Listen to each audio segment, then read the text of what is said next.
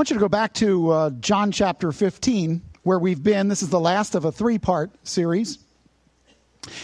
When I was first starting my career, I used to read management books about managing people. I was fascinated with the 1-Minute Manager, Ken Blanchard's book. I've recommended it to countless people that manage other people over the years. We have a lot of books on leadership. If you go to Books A Million, you will see row after row of books on leadership. You know what we don't have? We don't have books on followership. I think it's because we think it comes naturally. Somebody leads and we follow. Clearly, if you've ever been in an organization, you know it doesn't come naturally to follow. Clearly, if you've ever been around other people, you know that following is something we also need some principles for. There are principles of following that we have to deliberately be engaged in order to do it well. Did you know that when Jesus was preaching, he talked more about the hearer of the word than the speaker of it? He gave the parable of the soils and said some of the seed fell on stony ground and some fell on good ground and some fell near the thorns and were choked out by the cares of this world and the deceitfulness of riches. And he made it plain in Matthew 13 that the problem wasn't the sower or the seed, the problem was the soil. Somebody says, I didn't get nothing from that sermon. Well, maybe you didn't bring nothing to it. Maybe following actually has deliberate principles we need. Let me see if I can help. Following Jesus is an intentional act of continual and deliberate surrender. And not only that, it gives special attention to allowing Jesus to work through our lives to produce fruit that is worthy of his Father. There is an intentional following principle set. And that's what I want to talk about today. Now, again, as we come to John 15, this is our third pass through the same 11 verses. And the reason that we did that was we wanted to look at the walk from the upper room that started at the end of John 14 all the way to the Garden of Gethsemane, where a small grove of olive trees and a public oil press got to press Shemin oil. Gethsemane means oil press. It's a public oil press. And they were walking there. It was springtime. They had just finished the Passover meal. And as they were walking along the way, Jesus is talking to them. I want to zero in on the words that he was telling them as they were walking along and see if we can picture Jerusalem in that hour. John 15 verse 1 says, I am the true vine. My Father is the vine dresser. Every branch in me that does not bear fruit, he takes away. And every branch that bears fruit, he prunes it so that it may bear more fruit. You are already clean because of the word which I have spoken to you. Abide in me, and I in you. As the branch cannot bear fruit of itself unless it abides in the vine, so neither can you unless you abide in me. I am the vine, you are the branches. He who abides in me and I in him, he bears much fruit. For apart from me, you can do nothing. If anyone does not abide in me, he's thrown away as a branch and dries up, and they gather them and cast them into the fire, and they are burned. If you abide in me and my words abide in you, ask whatever you wish and it will be done for you. My Father is glorified by this, that you bear much fruit and so prove to be my disciples. Just as the Father has loved me, I have also loved you. Abide in my love. If you keep my commandments, you will abide in my love, just as I have kept my Father's commandments and abide in his love. These things I have spoken to you so that my joy may be in you and that your joy may be made full. Walk with me. We're going through the streets of Roman Jerusalem. Almost every villa on the western hill that has been excavated had trellises.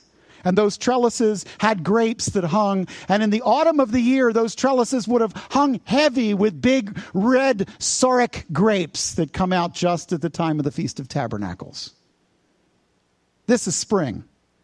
The vines are big and woody, and they're hanging against the edge of the trellis. And there's only thin branches. Many of them have been pruned away. And in fact, all you can see now are some green buds that are going to be nice big leafy vines and branches. So I want you to picture these big vines coming up, a few thin branches, and then some popping out light green leaves. Jesus is walking down the street. The walk from the Western Hill to Gethsemane takes me 20 minutes. Going the other way, it takes twice as long. It's a steep hill down.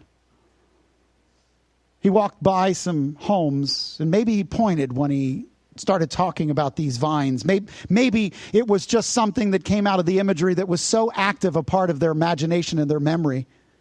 In fact, when you look through the scriptures, you'll find that in John 15, he mentions something that's been mentioned many times before. Listen to this. Psalm 80, verse 8, when God is being celebrated for his favor to Israel, it says, "You brought a vine out of Egypt, you drove the nations out, and you planted it here." The vine was a well-celebrated image of the Jewish people. It was a metaphor everybody knew. In fact, Jeremiah complains in Jeremiah 2, "I planted a good vine. It came from good stock. How has it grown to be a degenerate vine that produces nothing of value?" Ezekiel 5. Jeremiah 19. I could go on and on and on. Vines, branches, these are well-known things. So maybe he's looking at them, maybe he's not. But here's the truth. When Jesus said, "I am the true vine," he was speaking right out of the pages of the prophets and saying, those wicked vines, those ones that let you grow away, those evil leaders, I am not them. I am the true vine of Israel. Jesus told a story with three players. His heavenly Father, who's the vine dresser, Jesus himself, who's the vine, and the disciples or followers, who are the branches. Now, we've looked already at the 2 times before. We've looked at what God's work in your life is, the work of the vine dresser. We even looked at what the vine supplies, what Jesus supplies for a follower. But I need to stop now. Before we go from this passage, we need to turn our eyes from the heavens right into our own hands and ask, what does a follower look like? What does it mean to be a disciple, a follower of Jesus Christ? We've already observed that the Father is active in repositioning and pruning and working the vineyard. We've already seen that the vine Jesus is active in flowing into our lives a life that doesn't originate with us. I don't know if it ever occurred to you, but the vine doesn't produce any fruit. The branches do. God's objective was always to reach a world through you and through me. His objective was always to produce the fruit through our lives. So to be one that would produce fruit, there's some things I've got to know, because branches are not passive. They're not only acted upon, they're also deliberate. There are a number of areas that I have to address in my life to bear fruit for my Jesus. And the truth of the matter is, I want you to see that truth again. Walking with Jesus is an intentional act. It's a continual act. It's a deliberate act of surrender. But it's going to require some special attention to some things that we don't often think about. I'm going to have to stop and think, what will produce fruit worthy of my Father? And what is stopping me from doing it? And that's the subject that we want to look at. Now, Jesus described the work of the branch in 5 ways, and I'm going to call them 5 laws, if you will, 5 laws of the branch. And they are lapping over what the work of the vine does and what the work of the vine dresser does. These aren't new, these aren't startling, but they're focused. What is a branch supposed to be an obedient branch? How should a branch grow, and how should a branch respond? Let me suggest to you that the first law is that branches must respond to the prompting and attention of the vine dresser. The vine dresser moves the branches. He clips, he prunes, he takes leaves away. But the branch has to respond in order for the fruit to be produced. God is at work in his vineyard. He supplies the vine with nutritious soil. The vine supplies the branches. He pulls the weeds from between the vines. He prunes, he ties, he repositions to give them every advantage to bear fruit. God is doing that in your life. He's cutting some things out of it that you liked there. And now the sun is beating down on spots that you're not happy that the sun is beating down on. It's not as comfortable from the branch's perspective to be pruned, to be cleaned, to be moved. There are 4 underlying truths that I want you to understand. I bring them to you with a very, very gentle spirit. Because some of you, they mean something different than others. Some of you are going through this, and I want to be sensitive to where you are. Our response includes a couple of things. First, it includes recognizing a primary purpose is to bear fruit. Now, I know when you look at the scriptures that it says in verse 2, every branch in me that does not bear fruit, he takes away. Every branch that bears fruit, he prunes it so that it may bear more fruit. And it may not occur to every branch that you actually are a branch for the purpose of producing fruit. In our self-focused age, it's possible that many were brought to faith in Christ without any other message but my salvation and my heaven in view. A relationship with Christ is not just about heaven when I die, and it's not just about a secure walk while I breathe. It's about being seized with delight when my Father gets fruit from my life that honors him. And for many of us, that doesn't occur to us until we start to mature in Christ. At first, it was all about us. The major part of the reason I was led to Christ, the major part was so that his Spirit could work through my life, so that his life would produce through my life, so that others would see who my God is when they looked at my life. You know, if you drop your eyes just a few verses past where we read into John 15, verse 16, it says it this way. You have not chosen me, Jesus said to the guys. I have... Eglekomai is actually the word for I've selected you. I selected you. And I ordained. Tithemi is actually I placed you. I selected you and I placed you. Why? Why did I do that? That you should go forth and bear fruit. And that your fruit would endure. Meno, to remain. That whatever you ask of the Father in my name, he will give it to you. God stands ready to provide for us any of the tools that we need in order to reach people with the truth. God is ready. He's eager for us to bear fruit. The vine chose us with that in mind. But here's the thing. There's an awful lot of believers I run into that don't realize that God intends to produce fruit in my life. They literally saw themselves as the end game. Jesus died for me so that I can go to heaven. That's true, but not full. The fact of the matter is, this isn't just about skating through and getting the prize. It's about gathering fruits to present to my King. We need to know that's the purpose from the beginning. Fulfilling our purpose is what will fill our lives with joy.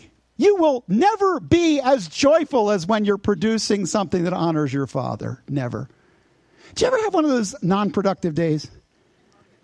You know, the lay on the couch and watch the old black and white movies. And do you feel good at the end of that? Or do you feel down at the end of that? Here's the thing.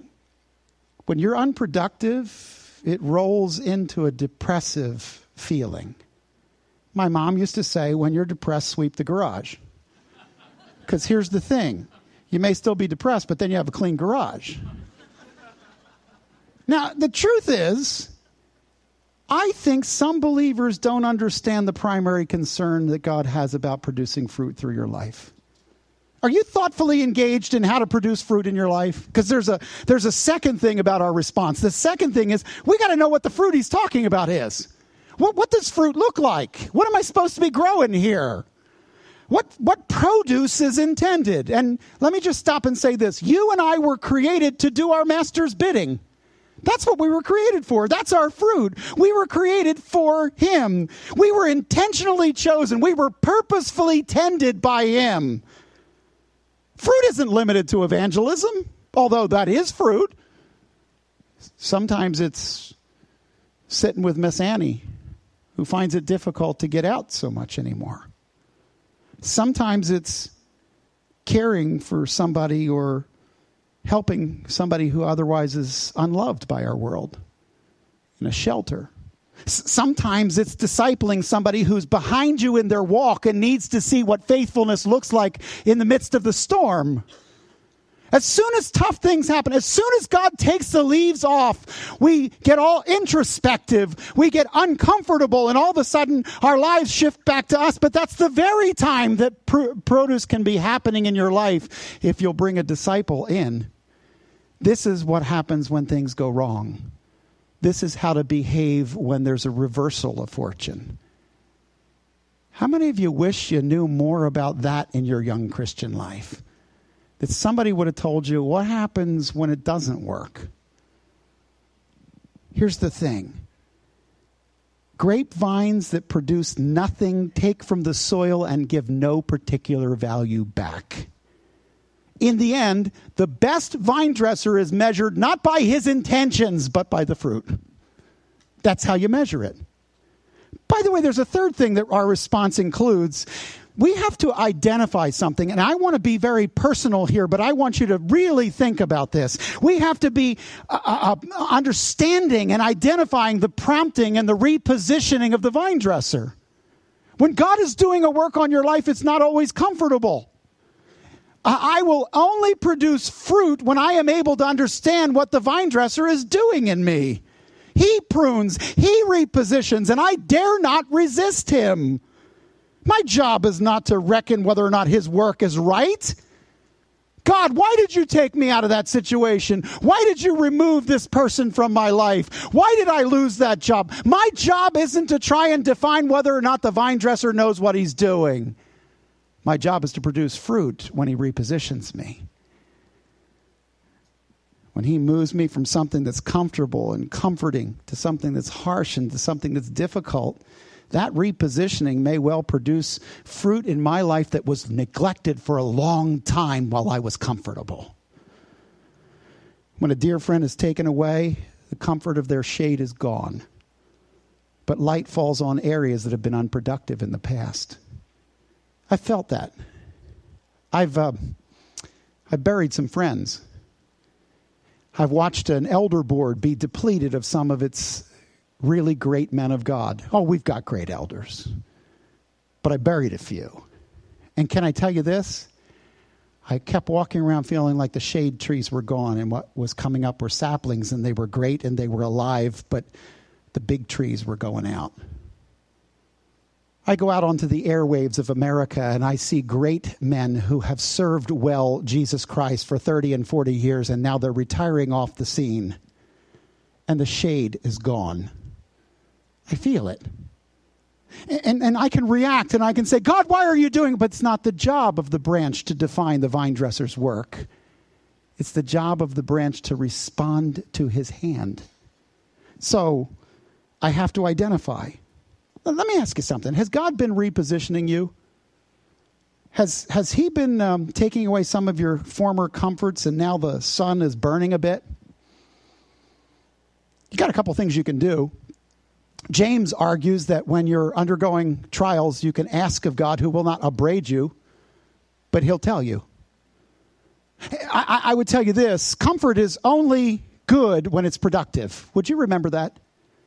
Comfort is only good when it's productive. God grant that you will be uncomfortable enough to produce fruit for his glory. There's a prayer I don't think lots of people are going to join me in. Finally, there's another thing I want to say. Our response includes expending effort in planning the right way to deal with the vine dresser's hand. Maybe you're sitting here right now and you're comfortable, and God is about to do a work in you. What can I do to prepare? Don't wince at God's work. He knows what he's doing. If he cuts for a purpose. If he repositions, he does so because he knows what he's looking for. I will be placed where he places me. And if I walk in obedience, I will find myself in rooms I didn't plan on being in. How about you?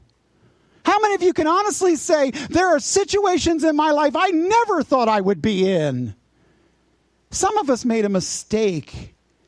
We thought if we did A, B, and C, God would go D, E, F. God is incredibly creative. And sometimes the thing that happens in your life is not at all what you expected. So what can I do? Well, I can study the ways of the vine dresser. I can look into the scriptures and try to understand what his touch is like. I can make it my most important mission to produce fruit for him. I can stop fussing and being resistant. I can put my heart into popping out fruit. I can make choices today that expend myself for his honor and not so much my happiness.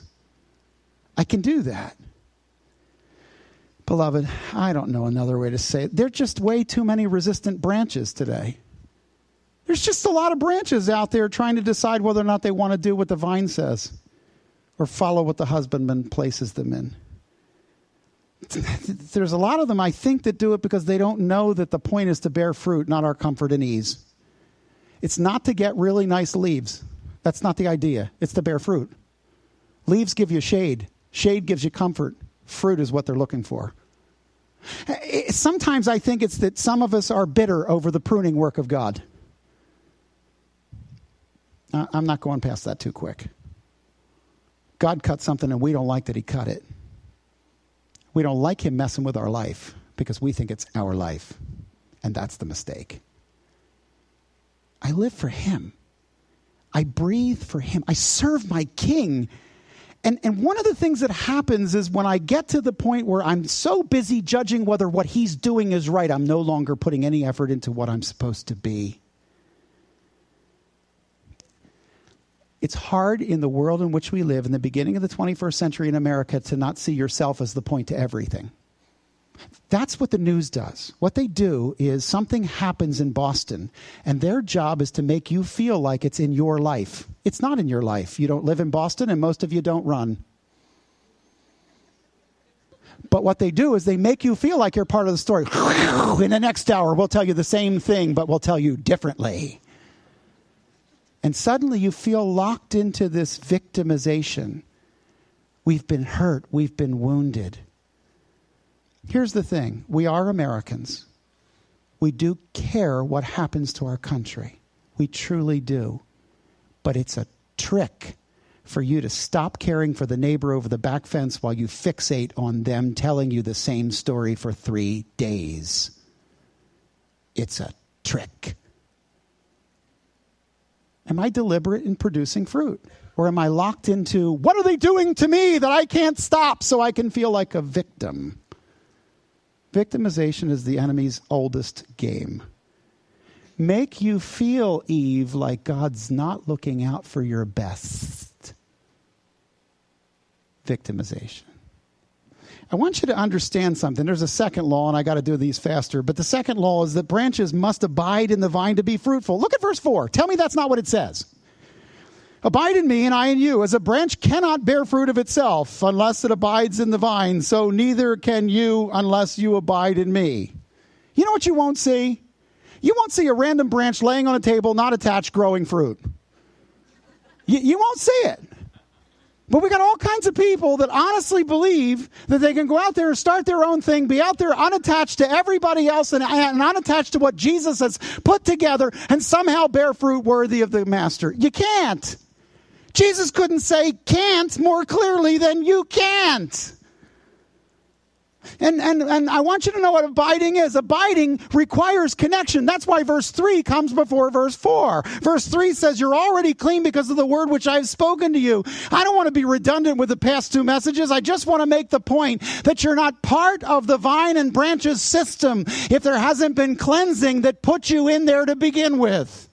It all began with accepting the way, the truth, and the life. It all began with me saying, Jesus, I need you to save me. I want you and your life to flow through me. I need you to take that sin that is in my life, nail it to the cross, pay for it as the lamb that died in my place. I need your life to flow through me. Paul said, I died and nevertheless I live. Not I, but Christ liveth in me.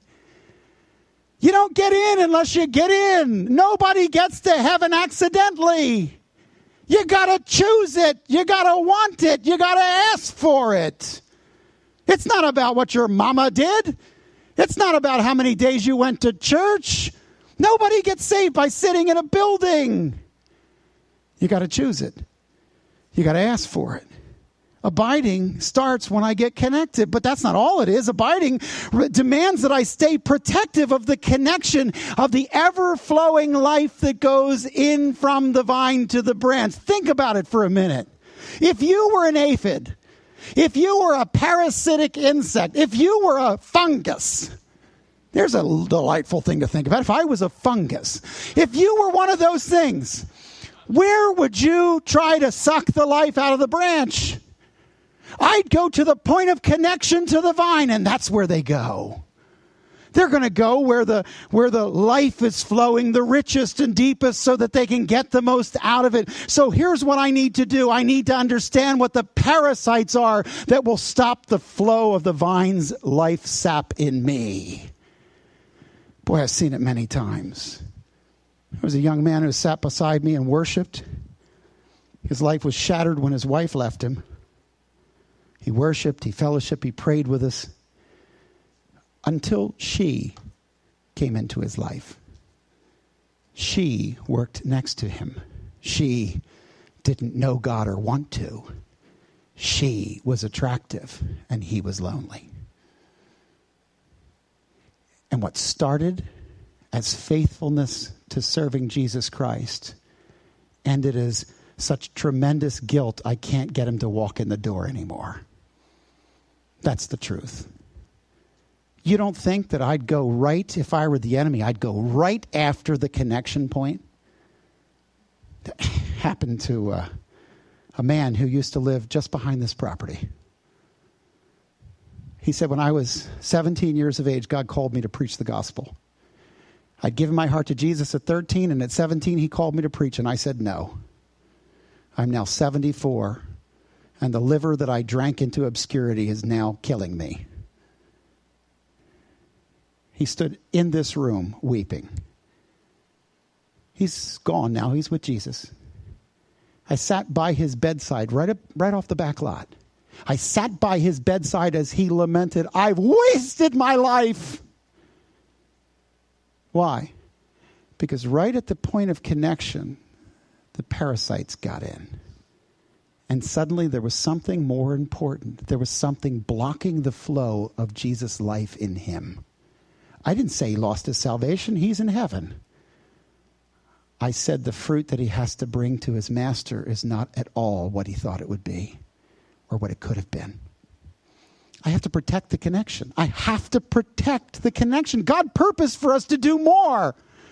And if we let fungus and parasite in the middle of that connection, we will truncate the things God desires from our lives. Let me go to another one. Abiding also involves getting direction in obedience to his words. Look at verse 7. If you abide in me and my words abide in you. Do you see that? My words abide in you. How about verse 10? If you keep my commandments, you will abide in my love.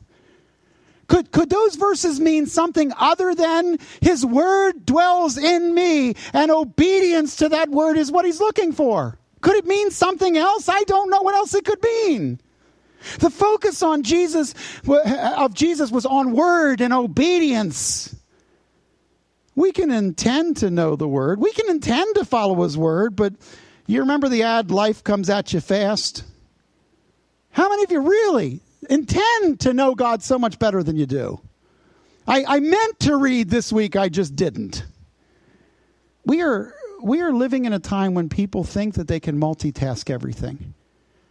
And I have to tell you, some things demand focus. And focus demands that you say no to some things so you can say yes to others. Let me give you an example. CNN reported this. I'm not kidding. A helicopter ran out of fuel midair after its pilot was evidently flying with one hand and texting with the other. The copter crashed, killing everyone on board. It sounds incredible, but it's true.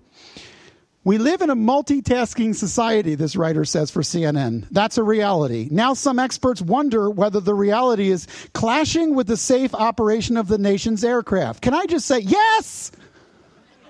Hello? You're wondering?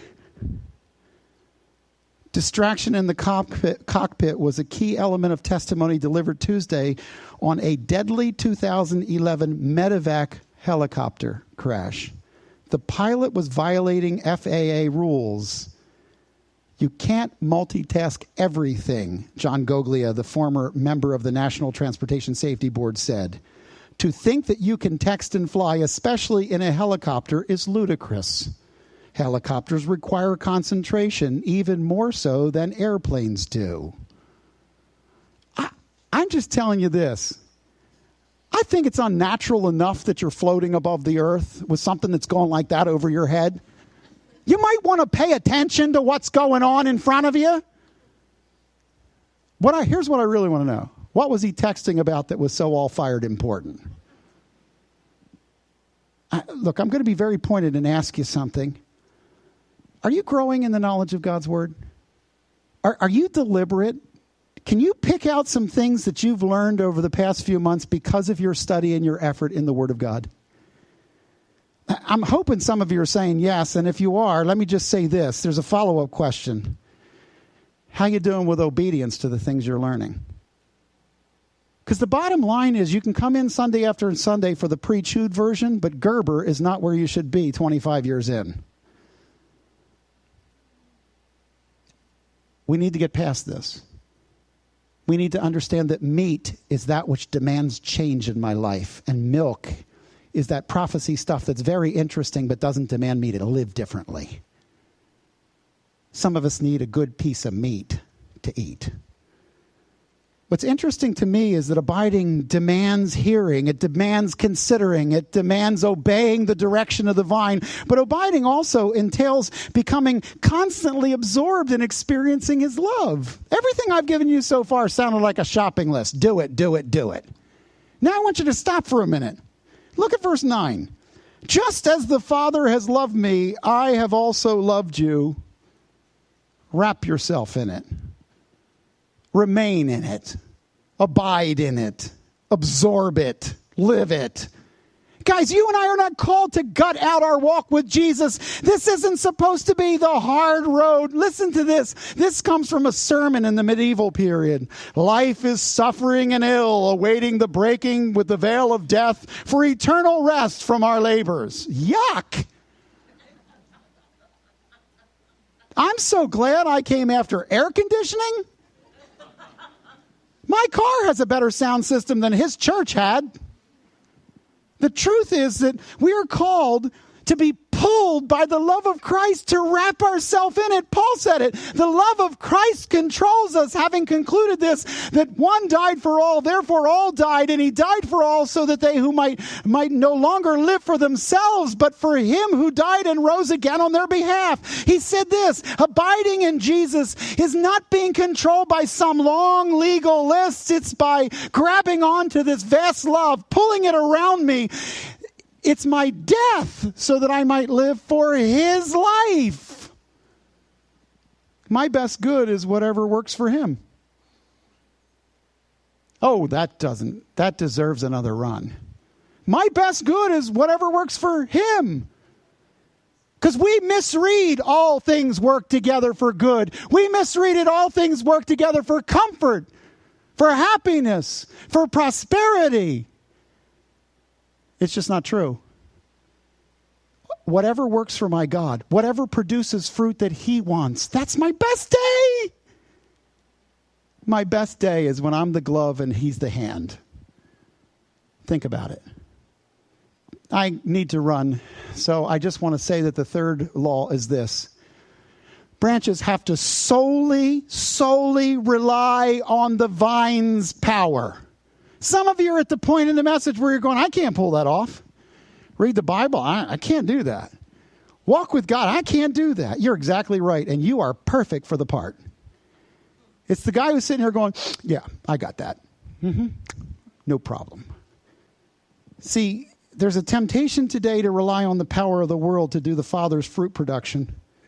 The modern church reaches to grasp the heart of contemporary man and struggles to get a hearing without changing their presentation. And suddenly there's pressure to change even more than the presentation, the very essence of the foundational belief itself. Hell? Well, that's too judgy. Creation? Well, that simply doesn't line up with science. Sexual morality? How can one be rejected by God for simply fulfilling the desires they were born with? And on the reasoning goes to erode the reliance on God's truth, honoring God's place, and wholly trusting God's word.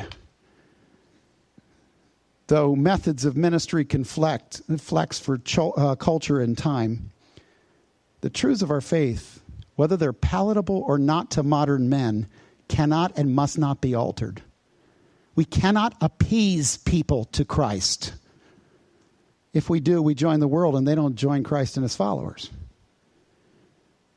There's a far better presentation to powerfully relaunch the gospel in our era than running around trying to take a survey of how lost men would like church to be when they visit.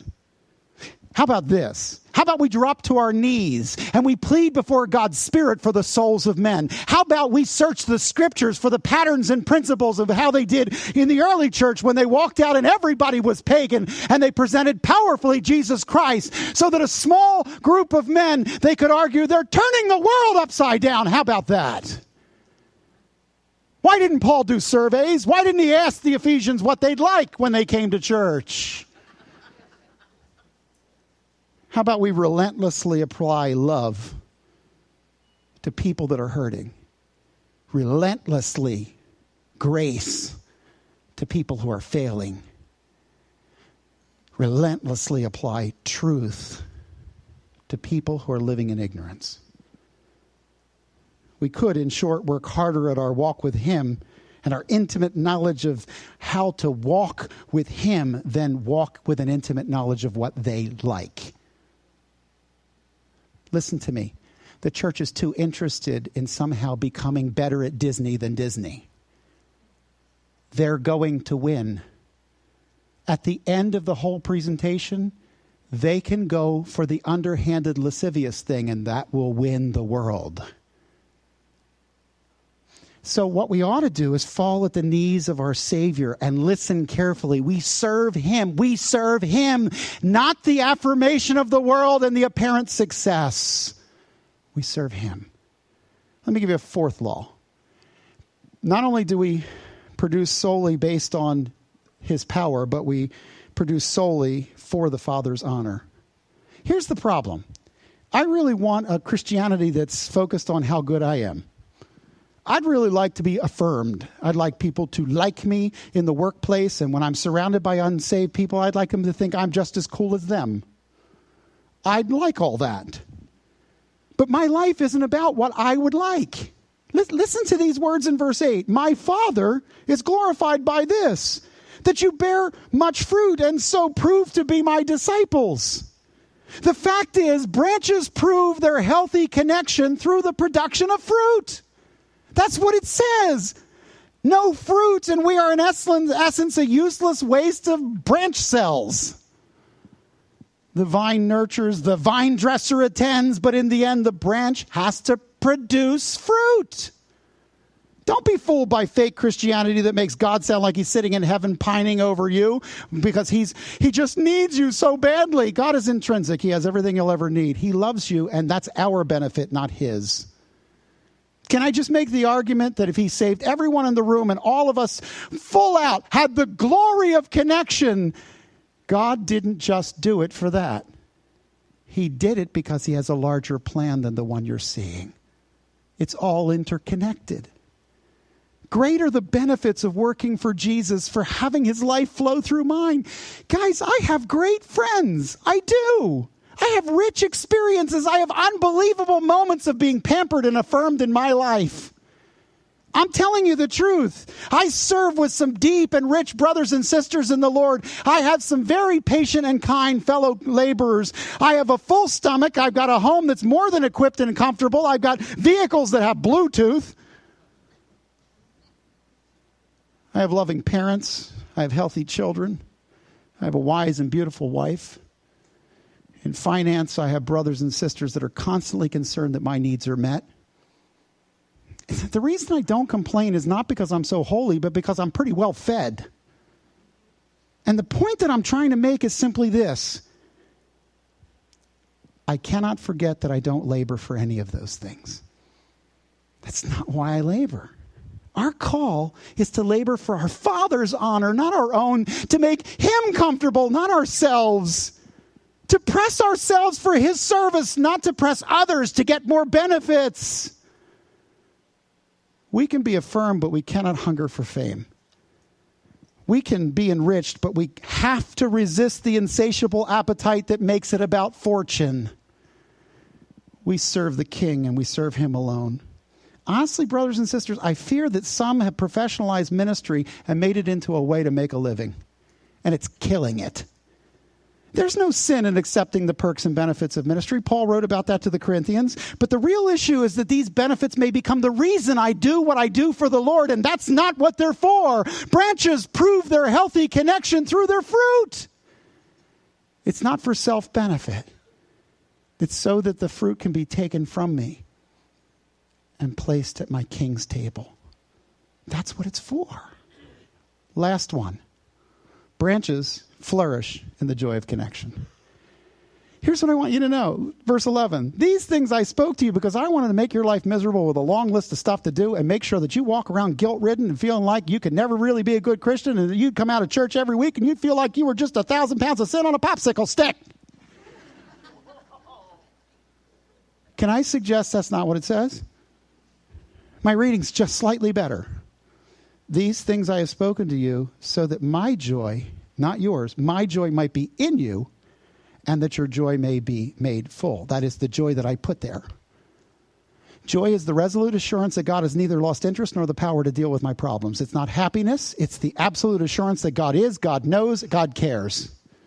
And no matter what is going on in my life, I can walk around with that absolute knowledge.